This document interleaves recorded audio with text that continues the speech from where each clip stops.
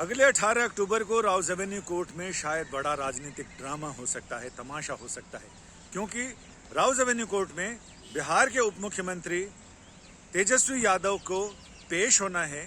मुकदमा क्या है उसके बारे में भी आपको बताएं कि IRCTC घोटाले में आरोपी रहे तेजस्वी यादव, उनकी मां राबड़ी देवी और कई सारे लोग, उनकी पार्टी से जुड़े हुए कई सारे लोग उसमें आरोपी हैं। और 2018 से तेजस्वी यादव जमानत पे चल रहे हैं। लेकिन पिछले कुछ महीनों पहले हुआ यूं कि तेजस्वी यादव ने अपनी एक रैली में, राजनीतिक रैली में, और ऐसा बयान दे दिया जिस पर कि CBI ने कोर्ट का रुख किया और अब वही बयान उनके गले की फांस न बन जाए, इसे लेकर कानूनी और राजनीतिक हलकों में दबे जबान से चर्चाएं शुरू हो गई हैं। अब ये मामला क्या है ये बताते हैं। इसमें IRCTC 2 होटलों को लीज पर देने का मामला है, जिसमें यह माना जा रहा है कि CBI का यह कहना है कि उसने जांच इसलिए की है कि वो होटल जिस कंपनी को दिए गए IRCTC से लेकर लीज पर, वो लालू यादव के या कहें कि RJD के बहुत नजदीकी PC गुप्ता, उनके स्वामित्व वाले वो दोनों होटल हैं।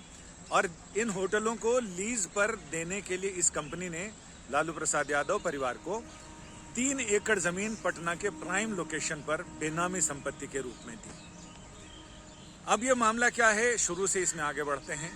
मामला यह है कि 2004 से 2009 के बीच लालू प्रसाद यादव मनमोहन सिंह सरकार में रेल मंत्री थे।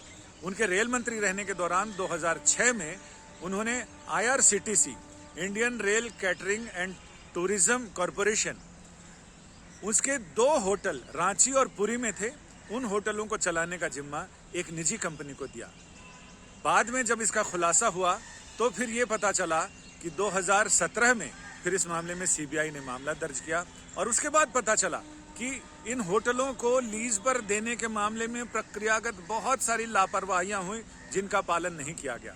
पहला तो ये कि वहां का जो सर्कल रेट था उससे बहुत कम में टेंडर आमंत्रित किए गए। दूसरा ये खुलासा, जब जांच शुरू हुई तो पता चला कि यादव परिवार को पटना के प्राइम कमर्शियल लोकेशन पर 3 एकड़ जमीन दी गई थी इस होटल को लीज पर देने के एवज में।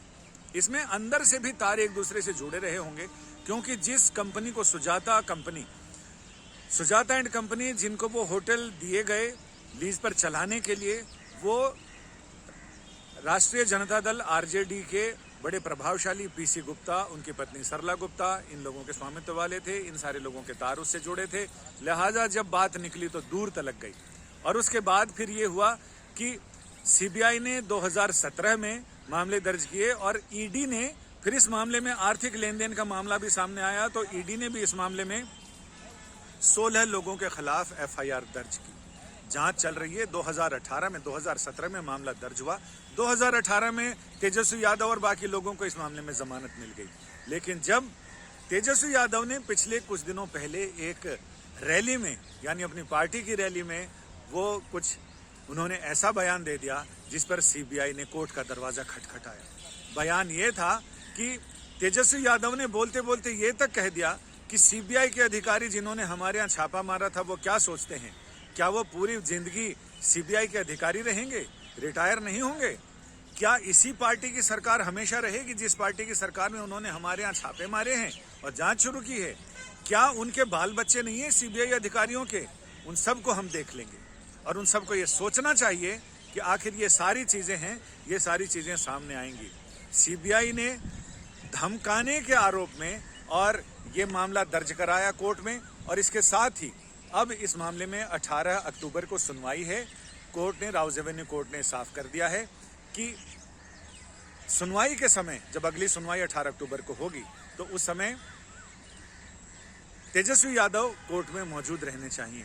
अब तेजस्वी यादव की जमानत को लेकर बड़ा सवाल ये उभरता है कि उस दिन क्या क्या हो सकता है, क्या क्या संभावनाएं और आशंकाएं हो सकती हैं, जिसमें यह कहा गया, कानून के जानकारों से हमने बात की, उनका यह कहना है कि इसमें तेजस्वी यादव के बहुत चांसेस बनते हैं कि उनकी जमानत रद्द हो जाए। तो जमानत रद्द होते ही उन्हें जेल जाना पड़ सकता है, क्योंकि पुलिस उन्हें गिरफ्तार कर लेगी। और ऐसा भी नहीं, उनके छुपने के लिए जगह भी नहीं होगी, क्योंकि कोर्ट ने पहले ही कह दिया है कि उन्हें कोर्ट में मौजूद रहना है।